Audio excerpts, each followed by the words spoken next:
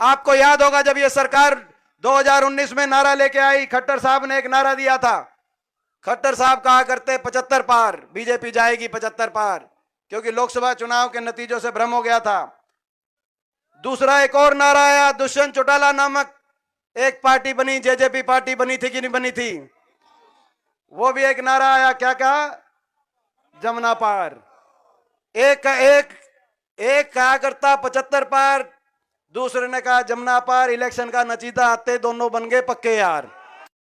New क्या करता, BJP ने करो जमुना पार। बीजेपी तो कर दी थी लोगों ने जमुना, लेकिन जमुना पार टो के लाया, जमुना में डुबकी लवाई और चंडीगढ़ में शपथ दवाई। यह बनी कि नहीं बनी? और कह दिया कि 5100 बुढ़ापा पेंशन का समझौता कर रहे हैं, 75% फैक्ट्रियों में हरियाणा के नौजवान का समझौता कर रहे हैं। आज तक दोनों लागू नहीं हुए।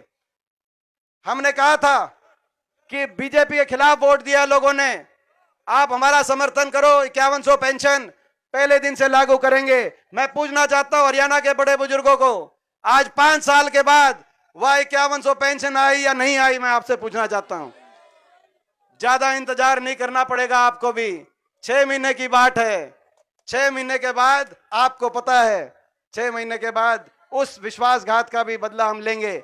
बुढ़ापा पेंशन का समझौता नहीं था, हरियाणा में भ्रष्टाचार करने का समझौता था, महकमे बांटकर प्रदेश की भली भली जनता को लूटने का समझौता था।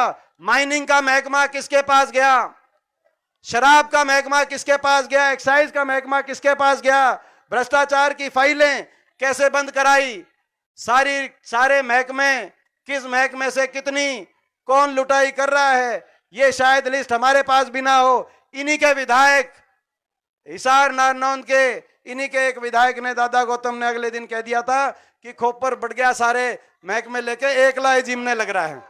यही कहा था ना, एक लाई जीमने, भ्रष्टाचार की भेंट चढ़ गया हरियाणा। मगर इससे भी ज्यादा जो टीस है मेरे दिल में, ठीक है हरियाणा आज बेरोजगारी में नंबर 1 बना दिया, महंगाई में नंबर 1 बना दिया, भ्रष्टाचार में नंबर 1 बना दिया, विकास की पटरी से उतार दिया, लेकिन हर वर्ग का जो तिरस्कार किया इस सरकार ने। आज हम ये लड़ाई जो लड़ रहे हैं, हरियाणा के हर नागरिक की, हरियाणा वासी के मान सम्मान की भी लड़ाई लड़ रहे हैं। कोई ऐसा वर्ग नहीं जो इस सरकार में, इस सरकार की तानाशाही से सड़क पे ना आया हो, और कोई ऐसा वर्ग नहीं जिसका अपमान ना किया हो। 1 साल तक किसान बैठा रहा, 750 किसानों के घरों के चिराग बंद हो गए किसान आंदोलन के अंदर। किसान के प्रति एक सहानुभूति का एक शब्द नहीं। ये कह सकते थे इनकी मांग नहीं मानेंगे, लेकिन हमें दुख है किसी का कोई चला गया। मुझे याद है जब हम यहां पे आए थे, बड़ौदा गांव में ही आए थे, जब पहला किसान गया था अजय मोर। मैं पूछना चाहता हूं, आप सब हमारे साथ थे उस दिन।